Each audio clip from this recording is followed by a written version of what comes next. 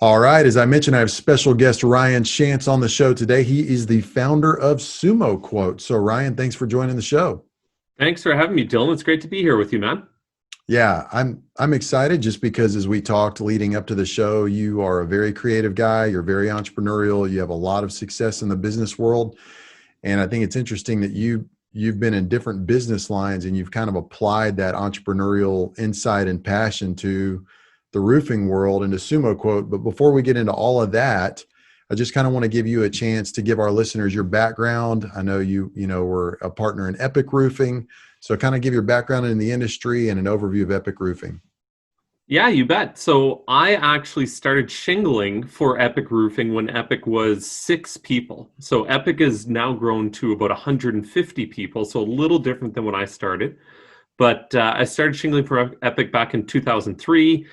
Did about a year and a half with them back then.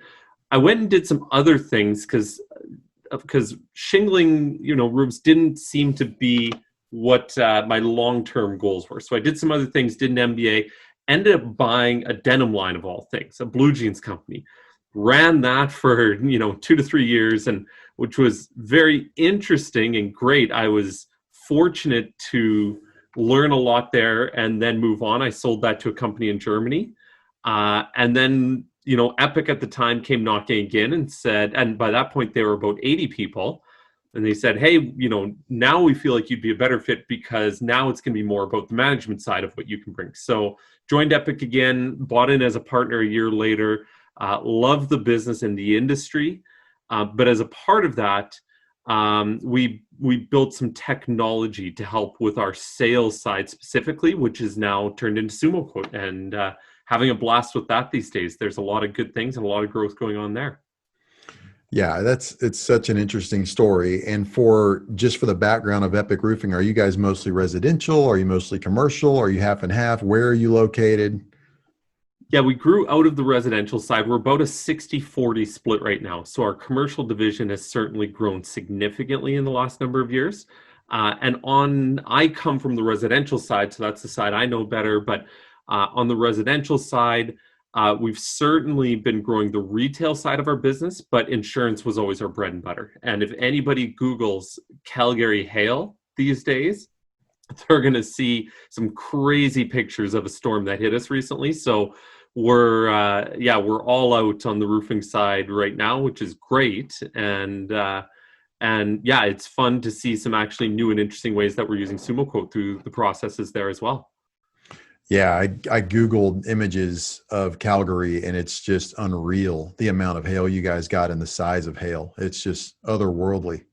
Yeah, tennis ball. Like it was legitimately tennis ball, walls of siding where there's more wall exposed than siding left on the wall. Like it's just, I'd seen that in a few rural areas previously. I'd never seen it that big and hit the city. So, yeah, it's fortunately, unfortunately, right? Unfortunately for a lot of the people there. But as a roofing owner, it's always, you breathe a sigh of relief. There's guaranteed work. The next 2 years we're going to be utterly swamped. So, yeah, it's fun when it hits that gear and everybody's just all out trying to keep up with things.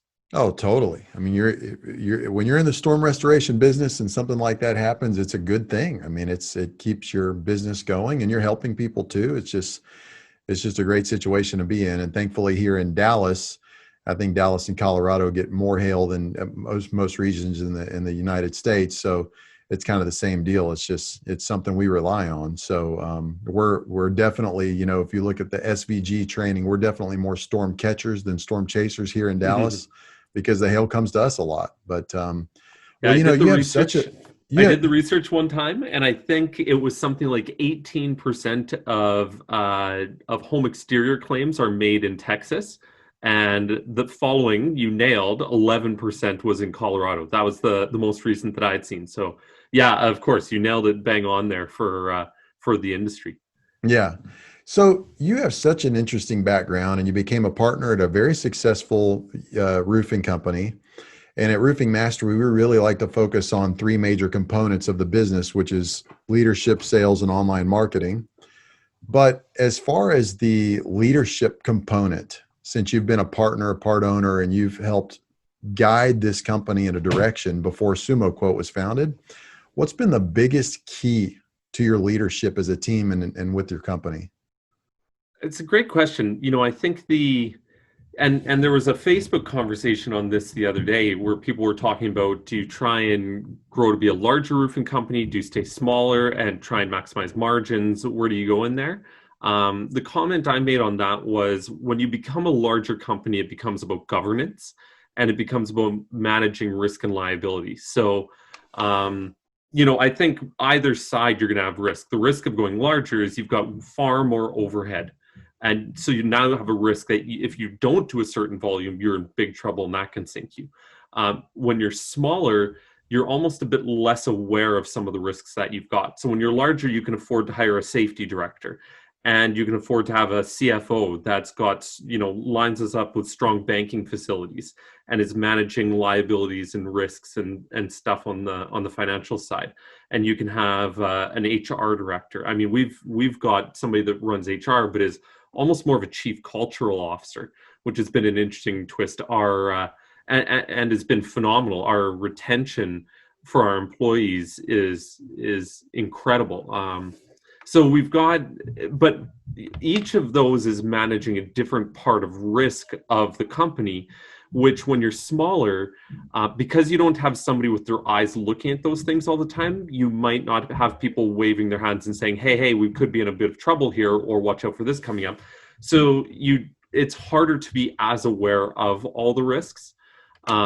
So you pick the side you want to be on, right? If you're larger, you're going to have more overhead. You're going to have more risk for your business, just because if you don't have a certain revenue base, you're going to be in trouble. If you're smaller, you might not be able to be as aware of some of the risks that you've got. Even if you have an idea that they could be there, it's hard to manage and watch them. So governance, shifting into a larger organization, it becomes a lot more about governance and managing risk overall is what I've found there. That's good. So it sounds like it's really about having the right people in the right seats.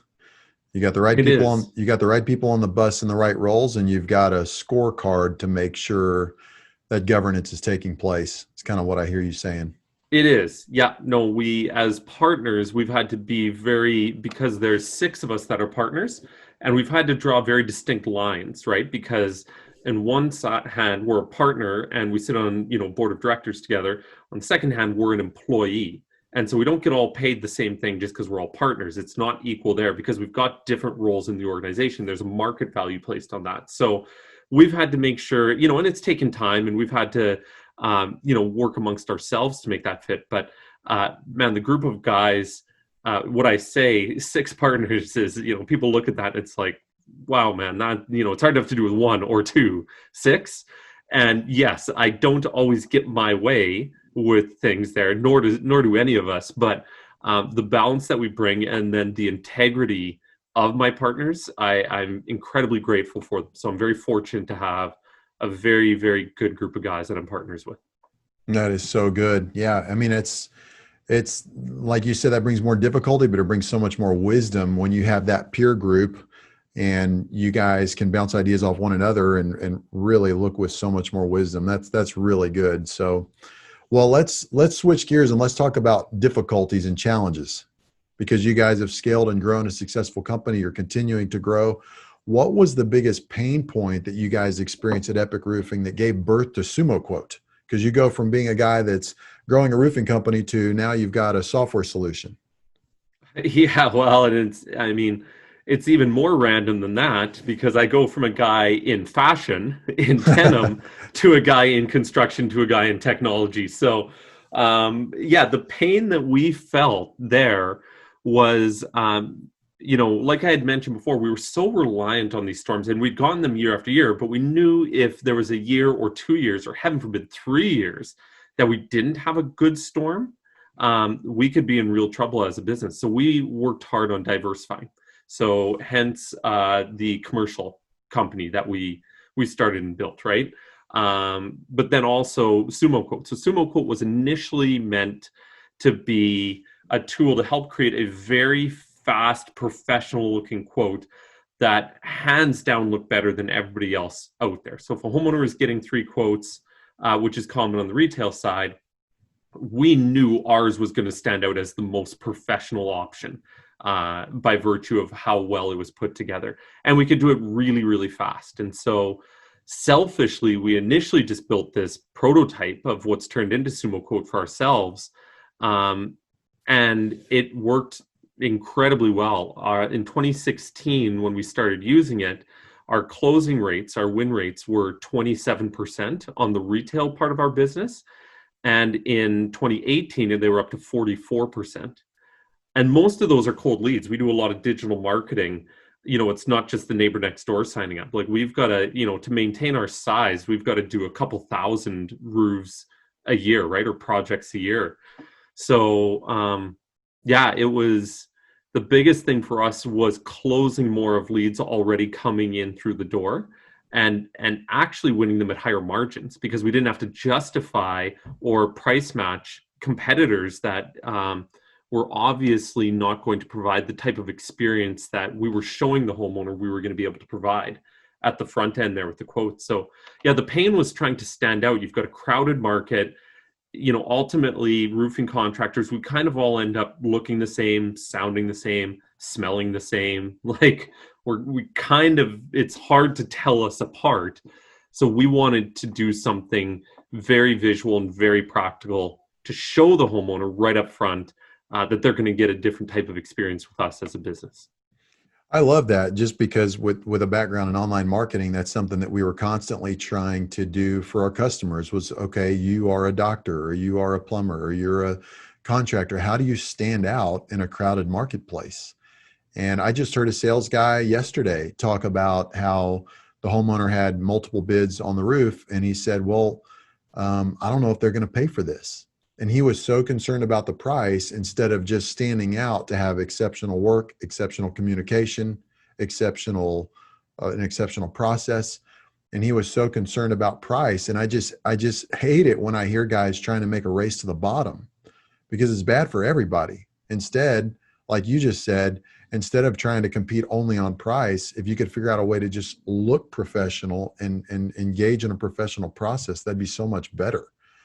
So what did you guys find? I know something you talked about where there's some keys to putting a proposal together that get you a higher close rate. When you've got multiple people putting an estimate or a proposal together, what are some of the keys that you could give to our listeners to do that? Yeah, I mean, obviously with SumoQuote, we put a lot of time and energy into creating something that looks really polished and professional. So it looks like it came from a graphic designer, as opposed to out of Word or Excel, right? But assuming you're putting some time and energy into that, I think one of the interesting things I hear from a lot of contractors out there is they try and establish themselves as the expert to the homeowner by filling their quote full of jargon, a bunch of stuff the homeowner doesn't really understand. And it was interesting. One of my guys, this was about 4 years ago. It was a hardy job. It was for, I think we'd quoted around $43,000 for this job. So it was a good sized job that we were doing. And he came into my office afterwards. He said, "Hey, Ryan, you'll love this story. I was just sitting down with this homeowner. He kind of said, yeah, you can stop by and we can chat. I've sort of made up my mind, but yeah, stop by." Right. So he goes by, he sits down with this guy, and the competitor's quote sitting right there on the table beside him. So he can see this thing the whole time, right? And he's talking to the guy, and the guy's holding his quote and going through it. And the guy says, "You know what, actually, I'm going to sign with you. I mean, look at your quote. It's so much more detailed." Now, the ironic part is he's looking at the competitor's quote. He actually thinks the competitor's quote is more detailed. But it was obviously built in Word or Excel or something like that and just loaded with jargon. So you can imagine the homeowner looking at this, and they start trying to read it and understand it. And they're just like, "Oh, this is painful." And they just tune out after a minute, right? Like they're not getting it. So they shut it down. Whereas ours, we very intentionally make it a lot more visual, and we give them bite-sized pieces, and it's easy to grasp and understand. And so when they look at it, it's very easy for them to not just comprehend what it is, but retain the information there as well. And it appears to be, in this case, more detailed than another one that got into all sorts of industry stuff that wasn't really relative, but they were trying to establish themselves as an expert. It's interesting. There's a field of study called behavioral economics, right? And so in that they talk about mental fatigue. And so the mental fatigue, it's a real thing. When the reason your apps and everything else, they're all visual. It's little toggles and buttons, and it's fast and easy to navigate through. You don't need to read what a button does. You can look at it and know, because it's so simple to understand. And so you want to almost have your quotes present that way, right? Where you make it really simple and intuitive and easy for the client to understand, so that they say, oh, well, this process will feel simple, intuitive, and easy if I work with you. You're already making the sale that way. I know you'll function that way as we go through the rest of the project as well. I love that because it's simplifying it for the homeowner, which I put myself in the homeowner's shoes. And I'm like you, I came in this industry from a different industry. And so getting caught up to speed took a lot of work. And I mean, I'm still getting caught up to speed daily, right? But if a roofer would have given me a contract for our home, or an estimate for our home, because we had hail damage, a lot of hailstorms come through in 2016, I wouldn't have known what I was looking at. Ridge vent, ice and water shields, all these other things that are on there line item by line item, and how many squares. What is a square? I mean, none of that stuff makes any sense to a homeowner. So I just love that idea, because I think it's a more powerful sales tool. And I'm going to download the free trial of SumoQuote today and use it on we already put a presentation together for a homeowner, but I'm going to send them a revised one before a Zoom meeting later today, because I know they've gotten multiple quotes, and I want to do whatever I can to stand out, but also to make it simple for them. And so I love that idea. And you mentioned also, as you put together these presentations and the keys to a higher close rate, you had an illustration. You mentioned it had something to do with baseball and pitching. And it was something that you said you communicate to your clients. Yeah, when I'm talking with contractors, I love Ted Williams' book, The Science of Hitting, right? So back from the 60s, he was way ahead of his time. I mean, these days, big data and analytics are just buzzwords going on, sort of thing out there, right? So, but Ted Williams back in the 60s wrote this book, and there's a great illustration from the book where it shows his batting average through every single spot that the baseball can go through the strike zone. So there's 77 spots the baseball can go through the strike zone. And he knew, in every single of those 77 spots, exactly what his batting average was, right? Now, when I'm talking to contractors, what I say is, hey, in this analogy, don't think of yourself as the batter, think of yourself as the pitcher. And if you're just hucking out the exact same quote every single time, you don't know if you're throwing to the homeowner's sweet spot or not. You don't know if you're throwing balls or strikes, if you're throwing low and outside, or right down the center. So you still have to, in sales, do a good job of asking questions and listening, right? When you're there, if the homeowner talks about their rose bushes 2 or 3 times and is pointing them out, well, that obviously matters to them. If you're the only person that puts a photo of those rose bushes in your quote, and on a nice introduction page mentions those rose bushes, you're the only one speaking about the thing that matters most to the client in that case. And it just increases the odds that you're going to win that job, right? So you don't need to do massive changes to your quote in order to hone in that pitch to the client's sweet spot and make it easy for them to hit. But you got to listen to figure out those little things that matter, and then you insert those. And oftentimes it's some similar stuff, right? So it could be, queuing up how your business is different than other businesses, whether it's years of experience or number of projects done, or if you have a safety director or your liability insurance or whatever it is. And we actually put that together on one page and call it How to Compare Contractors, and give the homeowners a really easy way to measure us for what matters compared to other contractors. Now, the beauty part about a sheet like that is we're getting them to measure us based off of all the things that we're the strongest at, that our competitors may not have, but sound like the right things and are really impressive to the homeowners. So there's some really interesting things, marketing pages you can add, photos you can add, things that you can do to really make it feel like it's custom for a client. And have it really stand out to them compared to everybody else out there.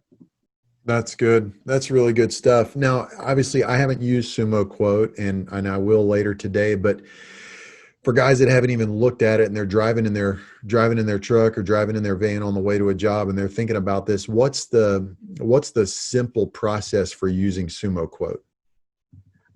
I mean, honestly, we try and preload a bunch of content for people so we can help get people going really fast. The simple process is go to our website, sumoquote.com, sumo like the wrestler, quote.com. There's a try for free button. Hit that. You got 2 weeks free. And then once you jump in there, drag and drop in your logo. You can customize the colors. You can pick what professional graphic design template you want, and you're kind of off to the races. It does not take a lot to get going. What I would recommend is spend a half hour with us, do a demo, because we'll show you 10 things you probably weren't aware that SumoQuote does. We'll walk you through e-signing and a sales dashboard and how you can set callback reminders and how you can create custom PDF pages. And in fact, we've got a bunch of custom PDF marketing pages for all the major manufacturers we can load in for you. So book a bit of time with us and we can help you get that account tuned up really fast. But yeah, it doesn't take a lot, man. We can get people going within an hour or two. We can have people going and humming, and SumoQuote can work really well, whether it's retail or insurance. It's not just Xactimate. We can still help you upsell people using Xactimate and SumoQuote. There's some cool ways to do stuff like that as well. Nice. I like it. And so I think the elephant in the room with that is I know some guys are thinking, gosh, I'm already keeping up with a CRM and I'm doing something on Xactimate. So how does SumoQuote fit in with that? Is it easy to like just make a template and upload that to your CRM, or how do they talk to one another? Yeah, so it depends on what CRM obviously people are using, right? We've got an integration with Job Nimbus that's live and going right now, and people love. We've got an integration with Company Cam. So punch in your name and password into SumoQuote for Company Cam, and instantly it's linked, and you just connect your projects, and you can pull photos straight out of Company Cam and drop them straight into SumoQuote. Our integration with Job Progress is coming out in the next month here, so that's coming up right away. And then we mentioned Xactimate as well. So the interesting thing that you can do there is you can drag and drop any PDF directly into a report in SumoQuote. So you can Nice. drag and drop in and again, make it clean and easy for your homeowner, right? So Xactimate, you're typically a 7, 8, 10 page report, right? Just cut out the 3 pages that have the line items that matter, right? And then you just drag and drop that file into your report in SumoQuote. It automatically stitches in as a part of your presentation. So when you're building that contract and you're telling them that you're going to be able to do it for the amount laid out in the insurance estimate, and then you're upselling them and selling them on high profile ridge cap or ridge venting or a class 4 shingle or whatever you want, and they're picking colors and they're e-signing, they're doing all that stuff, their approved Xactimate report is stitched in as a part of that contract in SumoQuote. It's totally seamless. Nice. Well, yeah. So it sounds like you guys really are making the work. You're bringing simplicity to the workflow. You're not bringing more work. You're bringing simplicity to the workflow, and I like that. And the thing I don't like about so we don't use SumoQuote or anything for that matter right now to put together a nice proposal for our, we're 90% residential storm restoration work. So we use Xactimate, and the thing I don't like about it is it's just all this stuff, all these light items, and then we put images and explain what's going on at the bottom. And I was talking to the owner of Rain Tight General Contracting yesterday saying, man, we need to figure out a way to flip this to where we've got some selling points at the top, then we have images, then the line items and the price at the bottom. So again, the timing of this podcast is perfect. I wish I would have gotten the free trial yesterday so I could have played around with it, and I really could have spoken a lot more to it. But it's kind of nice to hear you share it in a way that people don't have to see what we're talking about, because 90% of the people here are going to be listening to this. So what would you say is your biggest advice for contractors out there who are trying to close more deals? I think the biggest thing is always put yourself in the homeowner's shoes, right? We, as contractors, we tend to do things based off of what's most convenient or easiest for us. And that was one of the things that we struggled with. You know, to your point, you're saying, well, what I think would be better for the homeowner would be to understand the photos and to have some selling points and to understand these things before we nail them with the price and the bottom dollar, right?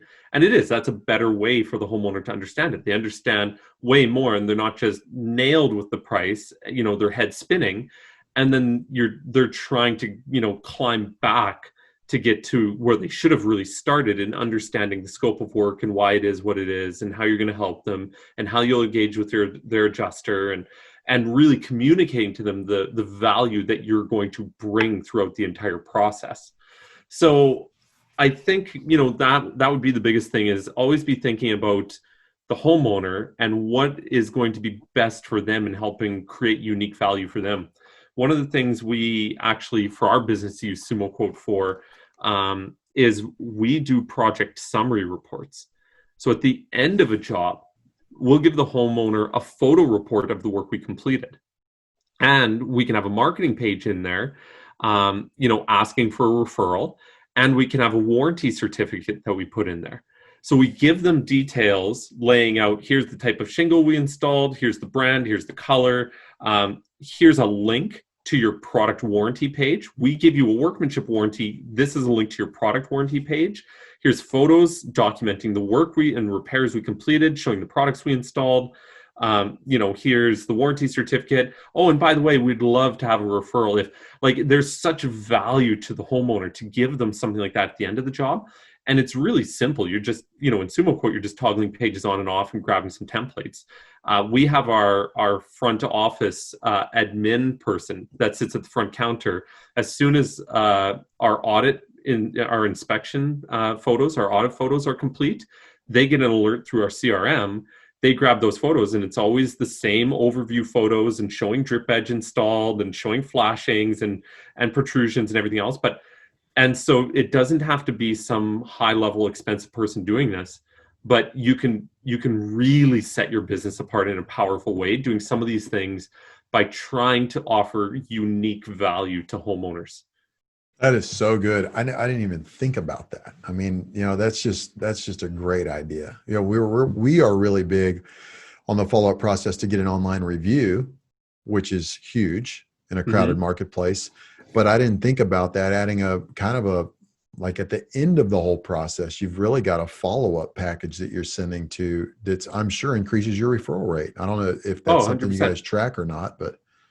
Yeah. Well, and again, it's businesses, we are so used to thinking about what's useful for us, right? Like we want a review. Well, of course we do, right? Like, so, but if we think about how, you know, what adds value for the homeowner, odds are that review rating is going to keep going up, and the referrals and everything else, right? So if you keep focusing on the homeowner and anything you can do to create unique value and help yourself stand out to them, yeah, it's powerful. Like, it's, again, our closing rates at Epic, we went from closing 27% to 44%. Like, it increased our revenue by millions of dollars. It had a powerful effect on what we were doing.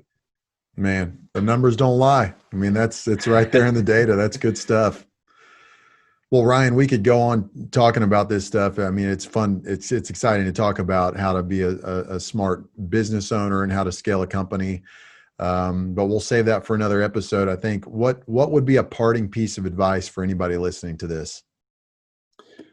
You know what? Yeah, I'd say the big one is try and put yourself in customer shoes. The other one is technology. Find ways to make it faster. So technology shouldn't slow you down. If technology is worth it at all, it should speed you up and make you more efficient. So yeah, I mean, if people want to check out SumoQuote, we would obviously love to have them check us out. They can go to SumoQuote.com. If they want to email me directly, my email address is ryan@sumoquote.com. And I come from the roofing industry, so I'm happy to talk about some different ways that we've grown and scaled as a company. You know, we haven't touched on service, but service is a massive one for our business, for referrals, for then converting those to full replacements. And it's just, it's probably 10% of our overall business, which is quite significant, especially when it's 50, 60 points of margins on that work, right? So yeah, feel free to reach out to me directly. I'd love to connect with people. It's always fun to talk about the industry, and if there's something that we can do with SumoQuote to help you, we'd be happy to help you there as well. And on LinkedIn too, right? Yes, definitely. Ryan Shantz on LinkedIn, Shantz. Ryan Shantz. Okay, I think I said Shantz at the beginning. Everybody does. It's all good, man. All Well, good. I will put the URL to SumoQuote in the notes to the podcast, and I'll also put a link to your LinkedIn account. And I appreciate how responsive you are on LinkedIn as well. So, but Ryan, man, great to have you on the show. Thank you for being here. Dylan, really enjoyable, man. Thanks so much for having me.